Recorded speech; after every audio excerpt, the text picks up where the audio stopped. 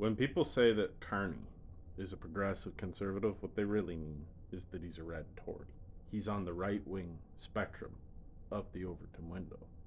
Not your little Fox News meme, not what you think left wing is. Just because people don't fantasize about trans people and their genitals and where they put them doesn't make them left wing. Second of all, I've never identified as a liberal. We live in a multi-party system, and again, on the Overton window, liberal, conservative is just a branding thing. So, this is a rough breakdown of what the Overton window means. You have right or left, libertarian or authoritarian. This would be about where Mark Carney is. This, and including my head tilting to the left, would be the NDP. This would be about where the Conservatives and the PPC are.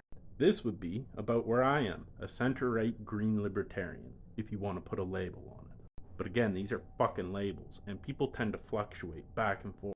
The vast majority of the country and people at large are somewhere in the center on either top or bottom, and they tend to fluctuate back and forth at different points in their life on different policies. The type of people you typically engage with on TikTok on the left are somewhere around here in the left-wing authoritarian sense. Tone policing, cancel culture, all that kind of shit. The left-wing eating their own hyper-high litmus tests of who's left-wing or not. That's this group of people. I would say that the vast majority of Canadians and the electorate fall somewhere on this side of the left wing, because most people don't pay attention to politics the same way that we do. More of a live and let live philosophy. These are the types of progressives who you don't tend to hear from, who aren't as outwardly combative, which is where I come in. The Overton window is just psychological framework.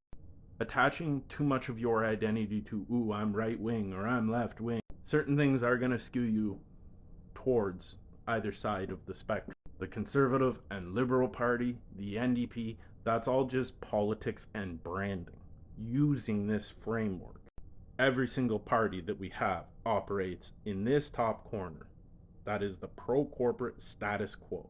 The people who create messaging and propaganda, and then their base and supporters get in trouble for their opinions because it's tribalistic. But that's the thing, none of this actually fucking matters. Sometimes I'm here, sometimes I'm here, sometimes I'm here, and sometimes I'm here, just not as ridiculously far as you are. Closer to the center is social. The further right you go in either direction is economic.